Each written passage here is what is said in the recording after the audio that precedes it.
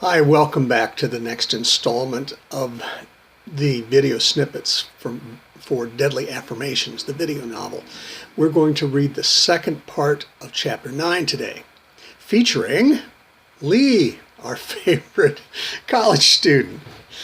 She's doing some research that you might find interesting. If you're ready, we'll begin. Lee booted up the laptop and opened her paper. Then, idly scrolling through the internet, she chanced upon a biography of Lucrezia Borgia.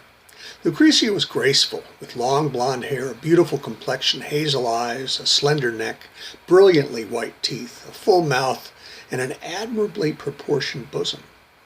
If the portrait of a woman, Bartolomeo Veneto, in the article was really of Lucrezia, she was really a Renaissance hottie.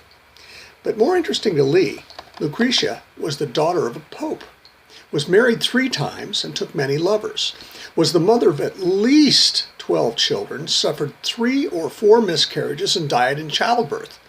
She had been the subject of an opera, many plays, half a dozen novels, television shows, and movies. But best, or worst, of all, Lucrezia Borgia was a murderess, a poisoner. She used a hollow ring to poison the drinks of her victims. Poison was supposed to be a woman's way to get rid of obstacles. Since poisoning requires one large dose or many smaller doses of the poison, women have traditionally had the means and opportunity to commit that kind of murder.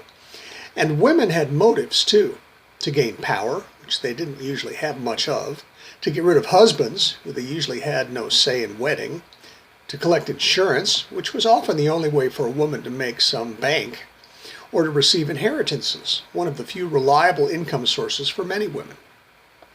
The effects of poisoning are often hideous and disgusting, just the thing for a woman, or man, seeking revenge. Arsenic and lead have been popular poisons, causing vomiting and diarrhea and leaving the victim's body a lump of emaciated, stinking meat. Mercury, another oft-used poison, causes depression, insomnia, trembling, convulsions, and unconsciousness. Before modern medicine, the symptoms of poisoning were easily confused with those of common diseases. Poison was, and still is, Lee found, easy to get. An assassin could, and can still, obtain the ingredients for a poisonous mixture from a drugstore or a hardware store. The chemicals used to murder inconvenient people are found in medicines, cosmetics, cleaning supplies, and agricultural products. Women, besides Lucrezia, have been using poison to get what they needed for a long, long time.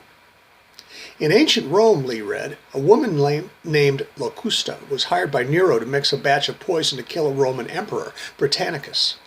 Unfortunately for her, she was caught, convicted, and then sentenced to death by Emperor Galba, who succeeded Britannicus. To teach others a lesson, Galba had Locusta raped to death by a trained giraffe. Ew, thought Lee.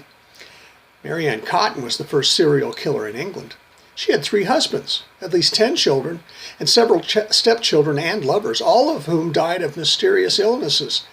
And she even had her own nursery rhyme.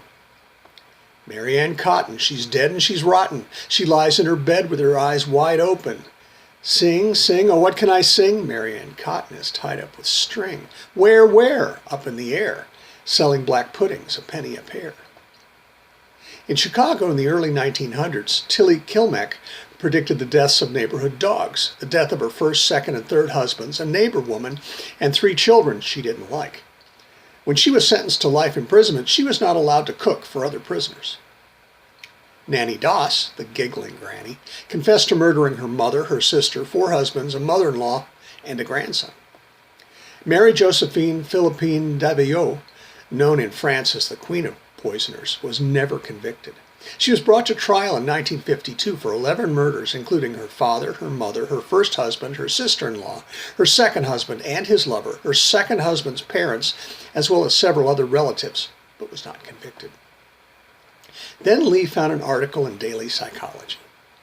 There was not much new information in the magazine, and what she did read seemed like common sense rather than an analysis of scientific data. The article said that when a poisoning victim is a woman, the poisoner is likely to be a man. When the victim is a man, the poisoner could just as easily be a man as a woman.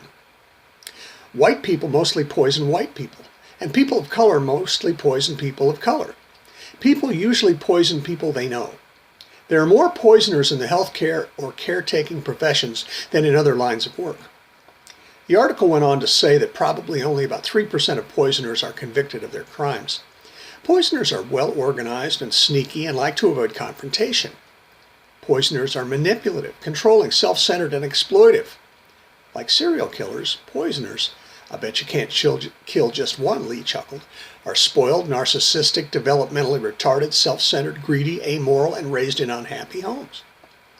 And just like other murderers, poisoners kill their victims out of jealousy, boredom, sadism, a belief in their own superiority, and of course, for money. Lee put down the journal and rubbed her eyes.